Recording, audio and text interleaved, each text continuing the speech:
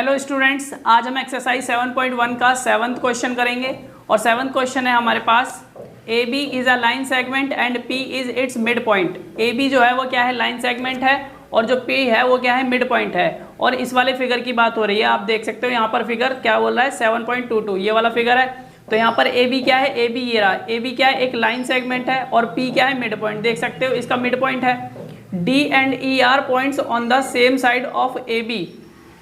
जो D और E है, D कहाँ पर है, D यहाँ पर है और E यहाँ पर है। D and E are points on the same side of AB। AB जो है, AB का ये रहा, AB के जो सेम साइड हैं उन पर क्या है, D और E जो है वो पॉइंट्स हैं। और किस तरीके के, क्या लिखा है, सच दैट, इस प्रकार की एंगल BAD इक्वल है एंगल ABE के।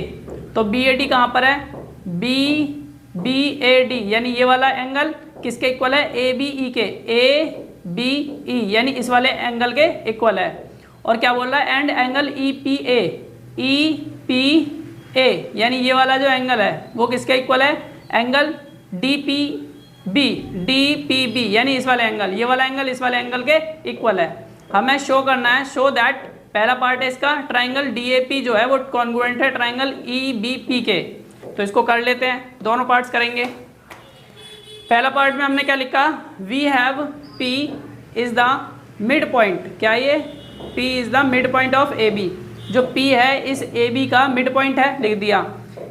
अब therefore AP is equal to BP हो गया। AP जो है यहाँ से लेके यहाँ तक की जो दूरी हो जाएगी वो क्या हो जाएगी, यहाँ से लेके यहाँ तक की दूरी के बराबर। क्यों हो जाएगी, क्योंकि P जो है मिड पॉइंट है, इस पूरे का मिड पॉइंट है। तो मतलब इसने इस पूरी लाइन को आधा आधा बांट दिया, बराबर बराबर बांट दिया। मिड पॉइंट का मतलब यही होता है। तो हमने लिख लिया therefore AP is equal to BP। उसके बाद लिखा हमने angle EPA is equal to angle DPB। ये हमें दे रखा है क्वेश्चन के अंदर, हमने लिख दिया गिवन।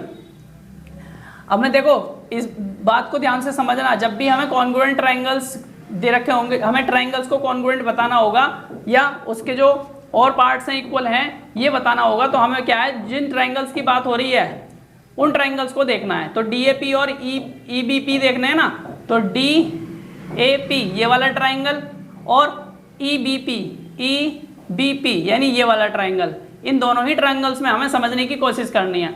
और हमारे पास कॉन्ग्रुएंट ट्राइंगल्स होने के लिए तीन जो क्राइटेरिया है उसमें क्या है, तीन चीज़ें चाहिए होती है। तो अब हमने क्या देखा, पहले हमने देख लिया यहाँ पर ये कि ये वाली जो साइड है वो इस वाली साइड के बराबर है, यानी यहाँ से लेके यहाँ तक दूरी, यहाँ से लेके यहाँ तक दूरी बराबर है ना। तो ये यहाँ से लेके यहाँ तक जो है इस ट्राइंगल की साइड है और यहाँ से लेके यहाँ तक की जो है इस ट्राइंगल की साइड है। और दूसरा एंगल हमने दे रखा है EPA। तो EPA हमने देखा यहाँ पर EPA यानी ये वाला ट्राइंगल। तो ये वाला एंगल जो है, अब ये वाला जो एंगल है वो किसके बराबर है, DPB। तो D कहाँ गया, DPB इस एंगल के बराबर है, लिख दिया हमने। Adding EPD on both sides, जैसे हमने पिछले वाले क्वेश्चंस में किया था, यहाँ पर भी हमें क्या करना है, दोनों तरफ क्या जोड़ना है, EPD। तो EPD मतलब ये वाला जो एंगल है ये वाला हम दोनों तरफ जोड़ेंगे, इस तरफ भी जोड़ेंगे और इस तरफ भी जोड़ेंगे।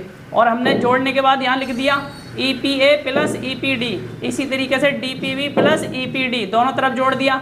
और अब हम क्या लिख सकते हैं, इन दोनों को देख सकते हो, EPA कहाँ पर है, EPA यानी ये वाला एंगल प्लस EPD और EPD यानी ये वाला एंगल। इन दोनों एंगल्स को मिलाकर मैं पूरा एंगल क्या लिख सकता हूँ, APD यानी ये पूरा एंगल लिख सकता हूँ। ठीक है, क्योंकि इन दोनों को मिलाकर ही तो ये पूरा एंगल बन रहा है, तो मैंने APD लिख दिया। और यहाँ DPB और यहाँ EPD है, इन दोनों की जगहों पर मैं क्या लिख सकता हूँ, PBE। तो कहाँ पर है,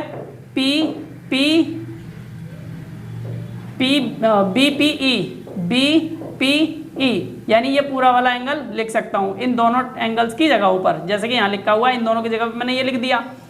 अब यहाँ देख सकते हैं APD जो है हमारा वो किसके इक्वल हो जाएगा, एंगल BPE इसके बराबर हो गया है। अब हमारा जो पहला पार्ट था उसमें क्या था, now in triangle DAP and triangle EBP। तो ये जो दोनों ट्राइंगल्स थे DAP और EBP, अब इसमें हम क्या ढूंढेंगे, तीन चीज ढूंढेंगे क्राइटेरिया। ये कॉन्ग्रुएंट ट्राइंगल्स क्राइटेरिया बताने के लिए हमें तीन चीज चाहिए, तो अब तीन चीज ढूंढ लेंगे। पहले हमने इसको यहाँ से यहाँ तक इसको सॉल्व किया है, तो हमने क्या क्या देखा यहाँ पर, पहली चीज हमने देखा AP इक्वल BP है, ये प्रूव्ड की है। दूसरा हमने देखा PAD इक्वल PBE है, it is given that angle BAD is equal to angle ABE है। उसके बाद हमने देखा एंगल DPA जो है वो किसके इक्वल है, एंगल EPB के, ये भी हमने प्रूव किया था। तो हमारे पास यहाँ पर क्या है, देखो हमारे पास एक एंगल ये रहा, दूसरा एंगल ये रहा और एक साइड मिल गई, तो यानी दो एंगल्स और एक साइड से हमारा क्या हो जाएगा, ये कॉन्ग्रुएंट हो जाएंगे। हमने लिख दिया देयरफॉर ट्राइंगल DAP कॉन्ग्रुएंट है ट्राइंगल EBP किसके द्वारा, बाय ASA क्राइटेरिया, यानी दो एंगल्स और एक साइड वाली, बीच में साइड है और दो साइड में एंगल्स हैं, तो इसके द्वारा ये क्या हो गया, कॉन्ग्रुएंट हो गए दोनों ट्राइंगल्स। अब दूसरे पार्ट में हमें क्या करना था, दूसरा पार्ट हमें क्या बोल रहा है, इसमें बोल रहा है AD इक्वल है BE, ये हमें शो करना है। तो AD और BE हम देखेंगे पहले इनकी साइड किसकी है। तो AD आप देख सकते हो कहाँ पर है, AD जो है वो इस वाले ट्राइंगल की साइड है, और हमने देखा है कि अभी ये वाला ट्राइंगल और ये वाला ट्राइंगल जो है यही तो दोनों कॉन्ग्रुएंट हुए हैं, और जब ये दोनों ट्राइंगल्स कॉन्ग्रुएंट हो गए हैं तो बाकी के पार्ट्स इनके क्या हो जाएंगे, इक्वल हो जाएंगे, किससे, CPCT से।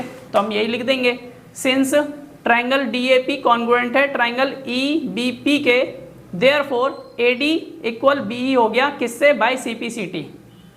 तो ये हमारा 7th क्वेश्चन था। अपना नेक्स्ट क्वेश्चन 8th क्वेश्चन अपनी नेक्स्ट वीडियो में करेंगे।